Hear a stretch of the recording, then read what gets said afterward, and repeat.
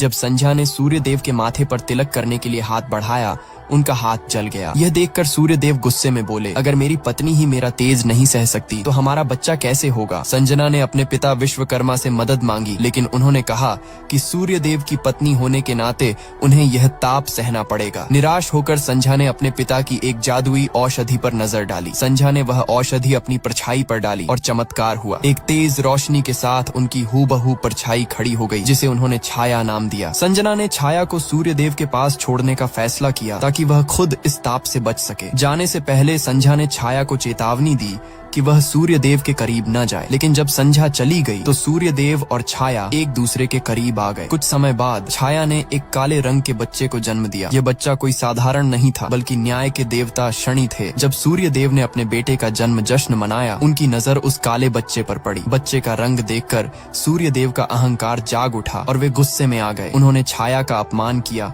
और कहा, मेरा बेटा इतना काला कैसे हो सकता है। छाया रोने लगी। तभी उसके आंसू की एक बूंद शनि के पैरों पर गिरी। शनि ने अपनी आंखें खोली और गुस्से में सूर्य देव को देखा। तभी ब्रह्मांड में हलचल मच गई। सूर्य देव के शरीर पर अंधकार छाने लगा और उनका तेज चला गया। वे दर्द से चीखने लगे। छाया ने यह देखकर समझ लिया कि यह शनि का असर है। उसने शनि की आंखों को ढक दिया और सूर्य देव फिर से अपने रूप में लौट आए। लेकिन अब सूर्य देव को यकीन हो गया कि यह बच्चा असुर है। सूर्य देव ने अपने अस्त्र उठाए और अपने बेटे को मारने लगे। छाया उनके पैरों में गिर गई और अपनी बेगुनाही साबित करने लगी। सूर्य देव ने बच्चे की जान तो बख्श दी, लेकिन एक खौफनाक श्राप दे दिया। उन्होंने कहा, अगर मेरी रोशनी की एक किरण भी इस पर पड़ी तो यह जलकर भस्म हो जाएगा। यह सुनकर छाया डर गई और अपने बच्चे को बचाने के लिए एक घोड़े पर बैठकर भाग गई। सूर्य देव ने अपनी रोशनी चारों ओर फैला दी। छाया ने शनि को सीने से लगाकर एक गहरी खाई में कूद गई। जब छाया की आंख खुली तो वह एक खूबसूरत घाटी में थी, लेकिन उसका दिल रो रहा था कि सूर्य देव का बेटा अंधकार में जीने को मजबूर है। छाया का एक और आंसू शनि के चेहरे पर गिरा और शनि ने फिर से आंखें खोली। अपनी माँ को तड़पता देखकर